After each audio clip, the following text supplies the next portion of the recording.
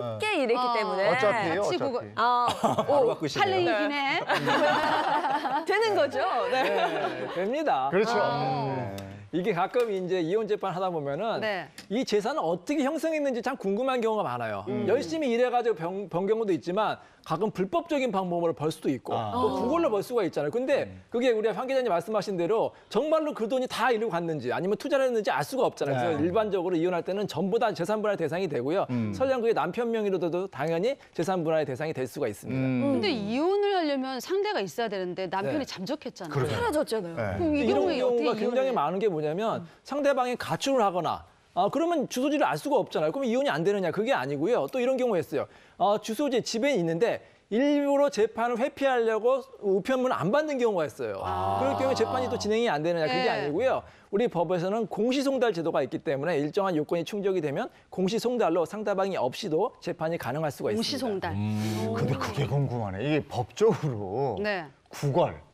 이게 경제 활동에 들어가는 거예요. 그러니까 이건 아닐 것 같은데. 사실 그 경제 활동을 하면은 네. 그 수익에 대해서 세금을 내야 되잖아요. 그러니까 엄밀히 말하면 어쨌든 그 한 가정이 살기 위해서 그런 그 생활비라든지 그런 모든 지출의 그런 수입원이 됐으니까 경제 활동이 아니라고 하기는 또 애매하지만 그렇다고 이 구걸의 특성상 뭐 카드로 결제한다거나 그런 게 없이 얼마를 어떻게 모았는지 우리도 깜짝 놀랄 정도잖아요.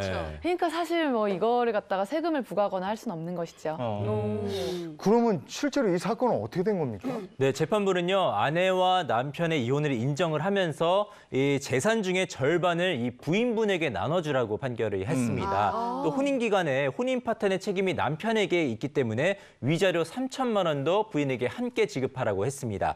네, 그러나 남편이 현금으로 된 재산을 모두 출금하고 잠적한 상태이기 때문에 사실상 이 집행이 좀 어려워서 남편 명의의 아파트만 아내 명의로 옮길 수 있게 됐습니다. 근데 이 사건에서는 남편이 아이들에게도 구걸을 시켰단 말이에요. 네. 근데 구걸 안 하겠다 그러면 또 폭행까지 했단 말이에요. 그러니까 아이들한테 구걸시키는 것도 좋진 않지만 폭행까지 이거 어떻게 보면 아동 학대 같은 느낌이죠. 그렇게 되죠. 맞습니다. 말 그대로 아동 학대입니다. 그러니까 그 성장 시기에 맞춰서 그 아동이 이제 보호를 받아야 될 교육이라든지 양육, 치료 이런 것들을 소홀히 한 것도 전부 다 학대에 해당이 되고 말씀하신 것처럼 직접 폭행까지 가했다고 하면 이건 신체적, 정서적, 물리적 폭력의 행사이기 때문에 이런 경우에는 아동복지법상 5년 이하의 징역 또는 5천만 원 이하의 벌금으로 처벌이 되고요. 만약에 이런 그 아동 학대로 인해서 중상해가 발생했다. 이런 경우에는 3년 이상의 징역으로 강력하게 처벌합니다. 학대나 폭행 자체가 나쁘잖아요. 근데 그럼. 돈을 들고 잠적을 했다니까 더 좀 화가 나네요. 근데 만약에 함께 구걸한 게 아니었어요. 처음부터. 남편이 혼자 구걸을 해서 이 재산을 모았단 말이에요. 그런 경우는 어떻게 되는 그러니까 거예요? 일반적으로 우리 아내분 같은 경우는 기여도가 조금씩 다른데 전업주부 같은 경우에는 한 30에서 40%, 요즘에 50%까지 올라가지만 근데 맞벌이 같은 경우에 조금 더 올라가는 경우가 있어요. 그래서 구걸을 만약에 아내가 같이 맞벌이를 했다. 그럴 경우에는 기여도가 더 높아질 수가 있고요. 만약에 남편이 혼자서 이제 구걸을 한다 하더라도 아내가 집에서 내조를 잘했을 경우에 남편이 또 열심히 또 이제 구걸할 수가 있었잖아요. 그 경우에도 이제 재산 분할의 기여도를 인정받을 수가 있습니다. 아니, 저 지금 구걸하면 무슨 내조가 필요해. 지금 이댁 같은 경우 같이 한 것 같아.